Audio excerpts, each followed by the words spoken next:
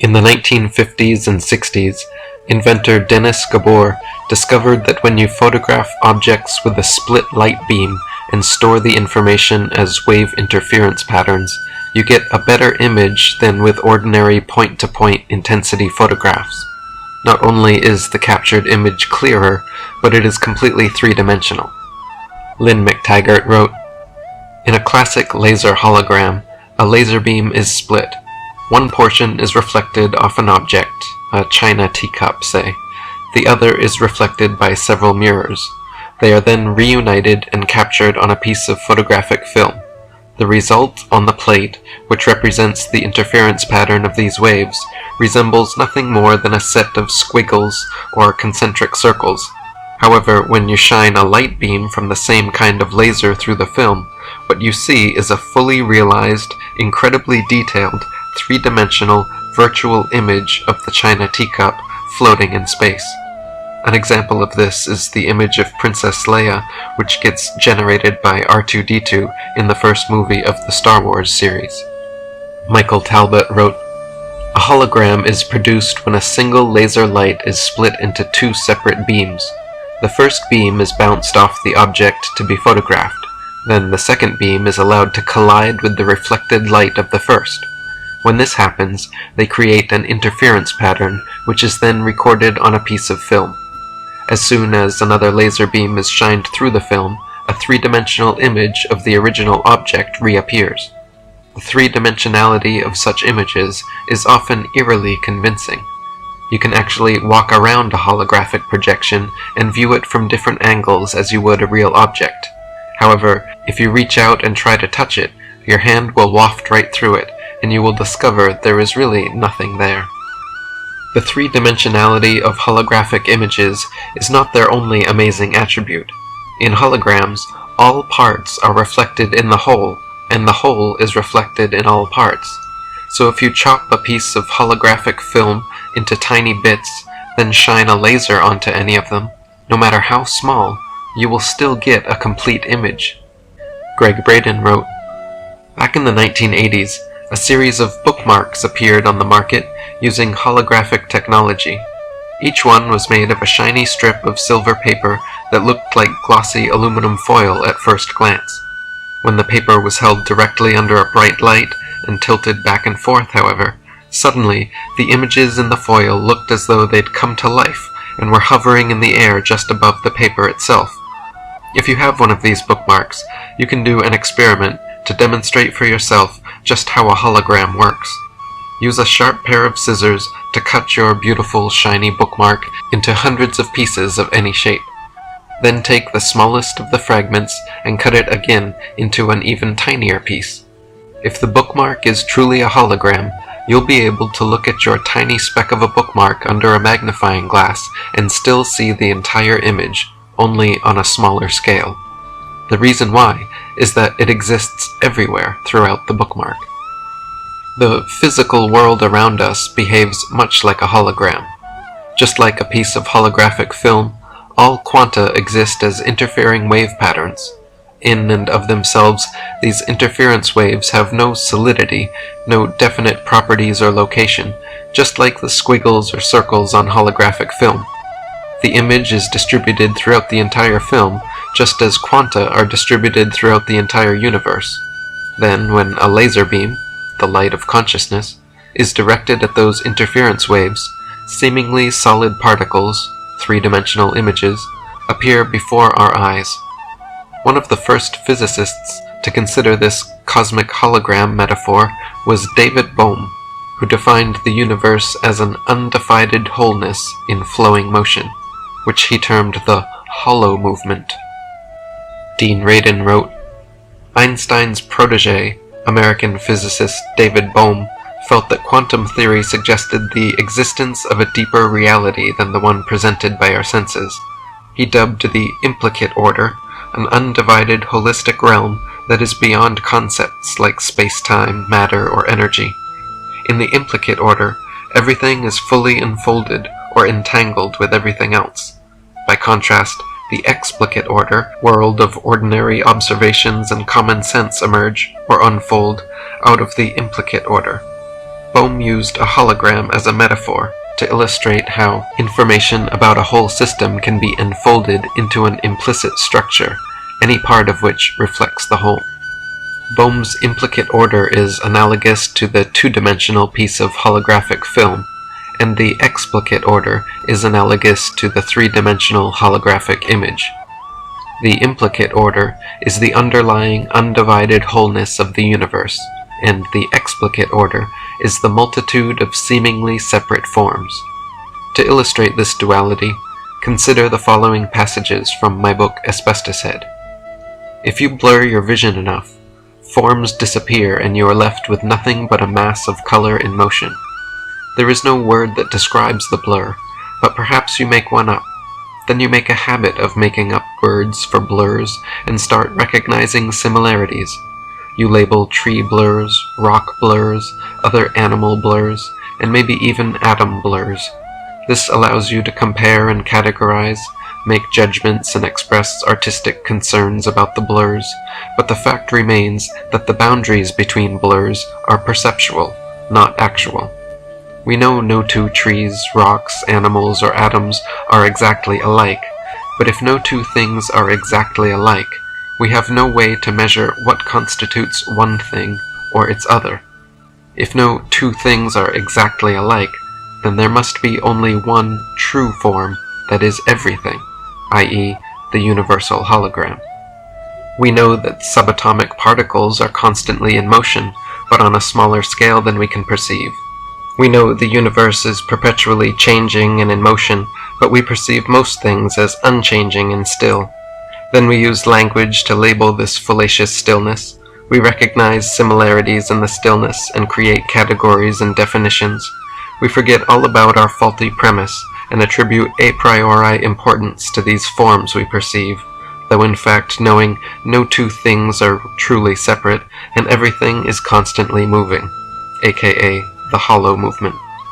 Michael Talbot wrote, Bohm cautions that this does not mean the universe is a giant undifferentiated mass. Things can be part of an undivided whole and still possess their own unique qualities. To illustrate what he means, he points to the little eddies and whirlpools that often form in a river.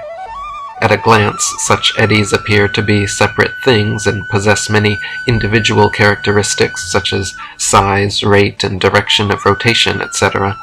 But careful scrutiny reveals that it is impossible to determine where any given whirlpool ends and the river begins. Thus, Bohm is not suggesting that the differences between things is meaningless. He merely wants us to be aware constantly that dividing various aspects of the hollow movement into things is always an abstraction, a way of making those aspects stand out in our perception by our way of thinking. In attempts to correct this, instead of calling different aspects of the hollow movement things, he prefers to call them relatively independent subtotalities. For Bohm, atoms are not the building blocks of matter, but rather just a term given to one aspect of the hollow movement. The various forms we name, words and categories we create, are all ultimately arbitrary because at the implicate level of reality, everything is one. No two atoms, two rocks, two trees, or two people are any more separate from one another than whirlpools are separate from the river. The universe is a holographic oneness in perpetual motion, both created and navigated by consciousness. Matter is not separated by space and time. Rather, matter, space, and time are always, already, ever present and one. To illustrate this, think of a DVD. At the explicate level of the DVD, you see a movie with people, places, and events happening in space and time. For the actors on your television screen, they experienced everything happening in real time, in the real world, during filming. But for you, the viewer, holding the DVD in your hand, you can see the implicate level of the movie, where all the people, places, and events on it are mere projections of a single totality. You can rewind, fast-forward, slow-mo, or freeze-frame the entire realistic three-dimensional explicate world of the DVD because you are operating from the implicate world of remote control. The One, God, infinite consciousness, cosmic mind, or whatever you want to call it, operates at the objective, omnipresent, omniscient, omnipotent level of the implicate DVD, and meanwhile, us humans, animals, plants, insects, and every other subjective entity in the physical universe are method actors in the explicate movie. Bohm himself said, "It will be ultimately misleading and indeed wrong to suppose, for example, that each human being is an independent actuality who interacts with other human beings and with nature. Rather, all these are projections of a single totality." Greg Braden wrote, "While it may look as though we are disconnected from one another and the rest of the world, that detachment doesn't exist on the plane where the hologram originates. On this level of unity, there really can be no such things as here and there." Michael Talbot wrote, "Matter does not exist independently from so-called empty space. It is a part of space. Space is not empty. It is full, a plenum, as opposed to a vacuum, and is the ground for the existence of everything, including ourselves." Adrian Cooper wrote, "David Bohm's work into quantum physics and quantum mechanics also realized and affirmed a single ultimate reality, the true nature of the universe. Time will inevitably show the universal explicate, implicate, and superimplicate orders of David Bohm, and the Hollow movement will eventually have most profound implications for humanity, which all science will quite simply have to accept sooner or later, thus proving conclusively the universe, rather than being a vast and disparate multitude of separately interacting particles of matter, is in reality a magnificent, unbroken completeness, a continuum, an infinite flowing movement of energy, vibration, the Hollow movement." Independently of David Bohm's research, Stanford neuroscientist Carl Pribram proposed a holographic model for explaining the structure and function of the human brain. His work strongly suggests that the brain stores information not locally in so-called engrams, but holographically throughout its entirety. Greg Braden wrote, "Interestingly, while Pribram and David Bohm began their work independently, both were using the same explanations to describe the results of their experiments. They were each applying the holographic model to make sense of life. Bohm, as a quantum physicist, was looking at the universe as a hologram. Pribram, as a neuroscientist, was studying the brain as a holographic processor. When the two theories are combined, what results is nothing less than a paradigm-shattering possibility." Individual memories were long thought to exist locally in specific areas of the brain. However, thanks to the work of Dr. Carl Pribram, Dr. Carl Lashley, Dr. Paul Peach, and others, we now know this is not the case. Dr. Carl Lashley and other scientists have trained rats to navigate mazes, then removed their brains piece by piece, attempting to find where engrams, individual memories, exist. Strangely, however, in the experiments, the rats always remember the training, no matter which piece or how much of the brain is removed." Michael Talbot wrote, "Even after removing as much as 90% of a rat's visual cortex, the part of the brain that receives and interprets what the eye sees, he found it could still perform tasks requiring complex visual skills. Similarly, research conducted by Pribram revealed that as much as 98% of a cat's optic nerves can be severed without seriously impairing its ability to perform complex visual tasks. Such a situation was tantamount to believing that a movie audience could still enjoy a motion picture after 90% of the movie screen was missing, and his experiments presented once again a serious challenge to the standard understanding of how vision works. The orthodox explanation of vision is that the eye sees by taking a photographic image and reproducing it onto the cortical surface of the brain, where we interpret it like an internal movie screen. Dr. Lashley's experiment showed, however, that even when 90 to 98% of that internal projector screen is missing, the brain still receives and registers the whole movie." Greg Braden wrote, "Experiments demonstrated that animals retained memories and continued their lives even though the parts of their brains that were believed to hold these functions were removed. In other words, it appeared that there wasn't a direct correspondence between the memories and a physical place in the brain. It was obvious that the mechanical view of brains and memory wasn't the answer. Something else, strange and wonderful, must be happening. These and other experiments have shown that Dr. Lashley's engram theory of individual memories existing in certain areas of the brain is provably incorrect. Memories and images are distributed all throughout the brain, just like a picture is stored all throughout a piece of holographic film. Michael Talbot wrote, Paul Pietsch began as an ardent disbeliever in Prebrum's theory. He was especially skeptical of Prebrum's claim that memories do not possess any specific location in the brain. To prove Prebrum wrong, Pietsch devised a series of experiments. Pietsch reasoned that if a salamander's feeding behavior is not confined to any specific location in the brain, then it should not matter how its brain is positioned in its head. If it did matter, Prebrum's theory would be disproven. He then flip-flopped the left and right hemispheres of a salamander's brain, but to his dismay, as soon as it recovered, the salamander quickly resumed normal feeding. He took another salamander and turned its brain upside down. When it recovered, it too fed normally. Growing increasingly frustrated, he decided to resort to more drastic measures. In a series of over 700 operations, he sliced, flipped, shuffled, subtracted, and even minced the brains of his hapless subjects, but always when he replaced what was left of their brains, their behavior returned to normal. These findings and others turned Pietsch into a believer. Salamanders were good subjects for this experiment because they simply go comatose when their brains are removed, and then quickly regain normal functioning once it's replaced. In Dr. Pietsch's 700 trials, he subtracted sliced, diced, mashed, and even sausage-ground salamander brains, but no matter what, after putting back whatever was left of their brains, they always regained normal functioning. David Icke wrote, Mainstream science has been unable to locate the area of the brain that contains all the memory, because what we call memory exists throughout the brain and body. This must be the case, because it's a hologram. People with tumors, who have large parts of their brains removed, do not lose specific memories.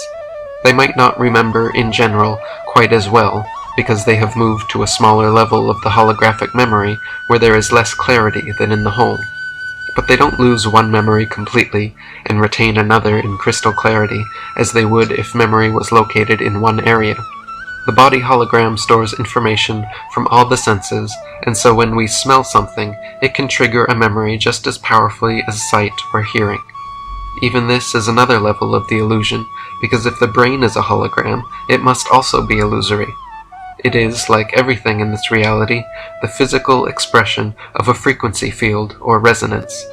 Incidentally, the holographic nature of the body means the whole brain and body is involved in decoding the five senses, and not just the visual cortex and other areas of the brain associated with these specific duties. So you can obliterate a salamander's brain in any number of ways, and it will still have a normal life as long as you put a tiny piece of brain back in its head. You can teach a rat to run a maze, then remove any part of its brain, and it will still remember the run. You can remove 90% of a rat's visual cortex, and it will still perform complex visual tasks. You can sever 98% of a cat's optic nerves, and it will still see normally. These, along with many other experiments, strongly suggest that the brain processes images and stores information holographically, all parts in the whole, and the whole in all parts, because the brain, like a hologram, no matter how small the piece, can still reconstruct the whole. Michael Talbot wrote, Our brains mathematically construct objective reality by interpreting frequencies that are ultimately projections from another dimension, a deeper order of existence that is beyond both space and time. The brain is a hologram enfolded in a holographic universe. What is out there is a vast ocean of waves and frequencies, and reality looks concrete to us only because our brains are able to take this holographic blur and convert it into the sticks and stones and other familiar objects that make up our world. In Michael Talbot's The Holographic Universe, He suggests our experience of the smoothness of fine china or the feel of beach sand beneath our feet is like an elaborate version of the so-called phantom limb syndrome, when amputees can still feel their missing limbs long after having been removed. In other words, there are two realities, like Bohm's implicate and explicate orders. In the implicate order, a china cup is just an energetic interference pattern vibrating at a certain frequency. But in the explicate order, after being filtered through the lens of our brains, eyes, and nervous systems, those interference patterns manifest to us as the look and feel of fine china. When asked, "So which is real and which is an illusion?" Dr. Pribram replied that both are real to me, or if you want to say, neither of them are real. Lynn McTaggart wrote, although the metaphor of the hologram was important to Pribram, the real significance of his discovery was not holography per se, which conjures up a mental image of the three-dimensional ghostly projection, or a universe which is only our projection of it. It was the unique ability of quantum waves to store vast quantities of information in a totality and in 3 dimensions, and for our brains to be able to read this information, and from this to create the world. Here was finally a mechanical device that seemed to replicate the way that the brain actually worked, how images were formed, how they were stored, and how they could be recalled or associated with something else. Most important, it gave a clue to the biggest mystery of all for Pribram, how you could have localized tasks in the brain, but process or store them throughout the larger whole.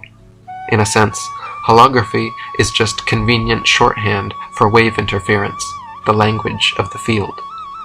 Itzhak Bentov said, "So here we are, all part of this great hologram called creation, which is everybody else's self. It's all a cosmic play, and there is nothing but you."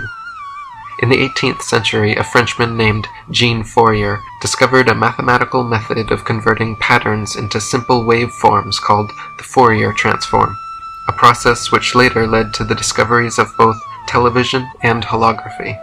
When a video camera captures scenes on film, it converts pictures into electromagnetic frequencies, which are then converted back again by your television set. Scientists are now finding that this Fourier transform process is how the brain works as an electromagnetic frequency decoder. We have long known that through our 120 billion miles of DNA and RNA, our entire bodies are involved in a frequency decoding process. We know our ears are audio frequency decoders. Nobel Prize winner George von Beckersey has proven that our skin responds to frequencies, and thanks to neurophysiologists Russell and Karen de Valois, we now know that brain cells in the visual cortex react and activate based on frequency patterns. Lynn McTaggart wrote, University of California at Berkeley neurophysiologists Russell and Karen de Valois converted simple plaid and checkerboard patterns into Fourier waves and discovered that the brain cells of cats and monkeys responded not to the patterns themselves, but to the interference patterns of their component waves. Countless studies, elaborated on by the de Valois team in their book Spatial Vision, show that numerous cells in the visual system are tuned into certain frequencies. Other studies have showed the human cerebral cortex may be tuned to specific frequencies. Pribram conjectured that these wave collisions must create the pictorial images in our brain. When we perceive something, it's not due to the activity of neurons themselves, but to certain patches of dendrites distributed around the brain, which, like a radio station, are set to resonate only at certain frequencies. It is like having a vast number of piano strings all over your head, only some of which would vibrate as a particular note is played. Dr. Pribram has conjectured that wave interference patterns are likely not created or received by any particular brain cells, but in the spaces between them.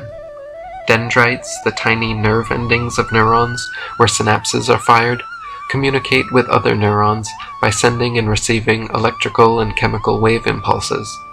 It is plausible that this is where wave frequencies are received and transformed into holographic images, because there are constantly millions of wave interference patterns crisscrossing here anyway. Lynn McTaggart wrote, The fact that movement could somehow be represented formally in terms of Fourier equations made Pribram realize that the brain's conversations with the body might also be occurring in the form of waves and patterns rather than as images. The brain somehow had the capacity to analyze movement, break it down into wave frequencies, and transmit this wave pattern shorthand to the rest of the body. This information, transmitted non-locally to many parts at once, would explain how we can fairly easily manage complicated global tasks involving multiple body parts, such as riding a bicycle or roller skating. It also accounts for how we can easily imitate some task. Pribram also came across evidence that our other senses, smell, taste, and hearing, operate by analyzing frequencies. In Pribram's own studies with cats, in which he recorded frequencies from the motor cortex of cats while their right forepaw was being moved up and down, he discovered that, like the visual cortex, individual cells in the cat's motor cortex responded to only a limited number of frequencies of movement, just as individual strings on a piano respond to a limited range of frequencies. The color red in our explicit experience is really just an implicate wave interference pattern vibrating at a frequency of 400 terahertz. The color violet in our experience is really just a wave interference pattern vibrating at a frequency of 790 terahertz. Above the spectrum visible to humans are ultraviolet rays, X-rays, and gamma rays.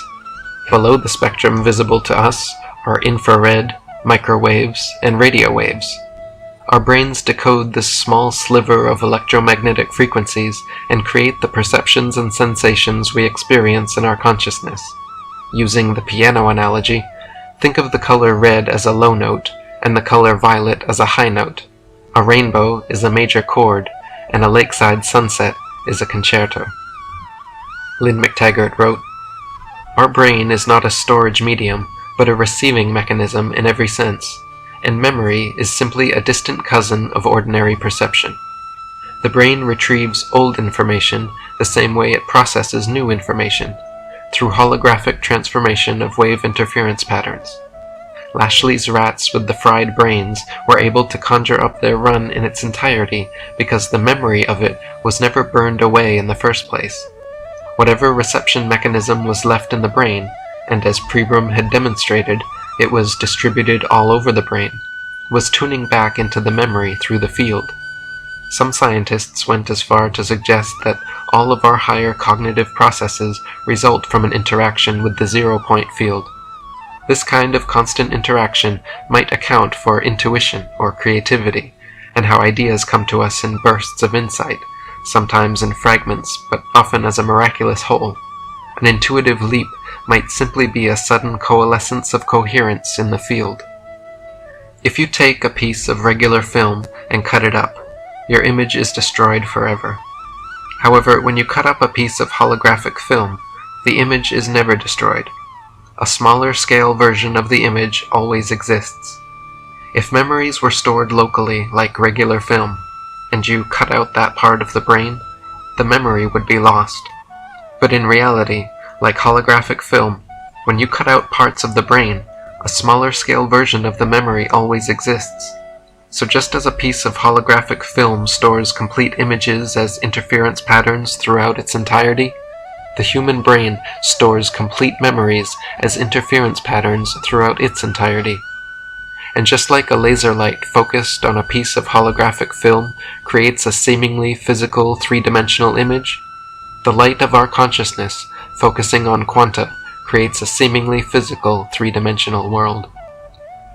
Stanislav Grof wrote, "The holographic model offers revolutionary possibilities for a new understanding of the relationships between the parts and the whole. No longer confined to the limited logic of traditional thought, the part ceases to be just a fragment of the whole, but, under certain circumstances, reflects and contains the whole. As individual human beings, we are not isolated and insignificant Newtonian entities. Rather, as integral fields of the hollow movement, each of us is also a microcosm that reflects and contains the macrocosm. If this is true, then we each hold the potential for having direct and immediate experiential access to virtually every aspect of the universe, extending our capacities well beyond the reach of our senses. Another markedly holographic processor present in our bodies and the universe is DNA. Watch any movie or TV series about crime scene investigation and notice that the identity of the culprit can be determined from tiny traces of their DNA. A drop of blood, a fingernail, or a single strand of hair is enough to positively identify the perpetrator. The reason for this is that DNA, like our brains, holographically mirrors each part in the whole, and the whole in each part. David Icke wrote, "DNA, like RNA, emits light energy in the form of photons to such an extent that it has been compared by some to an ultra-weak laser. They generate coherent light in the same way that our technological lasers do, the lasers that create holograms. The universe broadcasts its signals in wave or interference patterns, and it may be that the laser light emitted by the DNA and RNA is part of the process of turning them into holographic representations of that waveform. One mystery of quantum physics is how particles can either express themselves as a waveform, non-physical, or as a particle, apparently physical, and the waveforms only become particles when they are being observed, when we are looking at them. What is actually happening is that the DNA, RNA, and brain is causing the waveform or interference pattern to project an illusory hologram.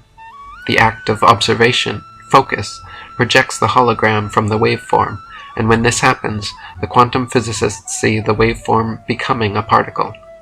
Both the waveform and the particle exist at the same time, and they don't move from one state to the other.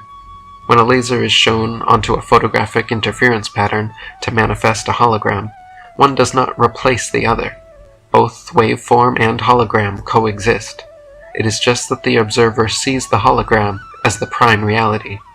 The waveform is possibility. The particle is physical experience.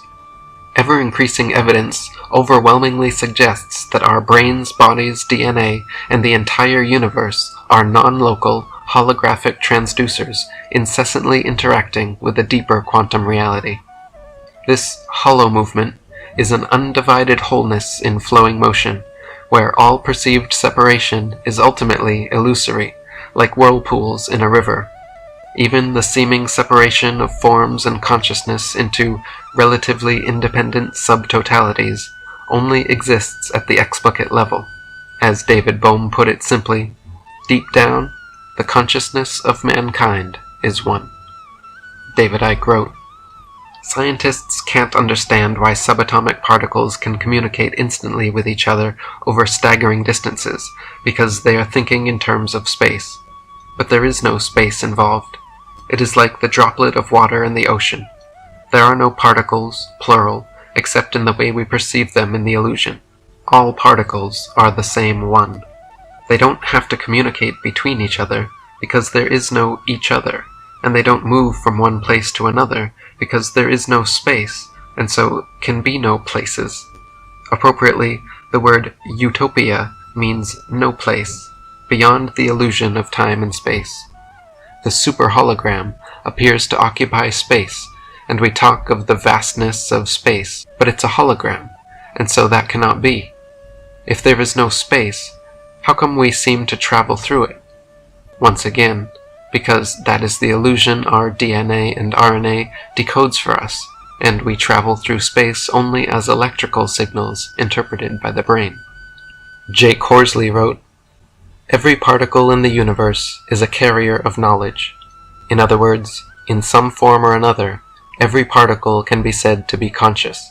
As humatons, we tend to assume that only we are conscious, because only we seem to be self-conscious.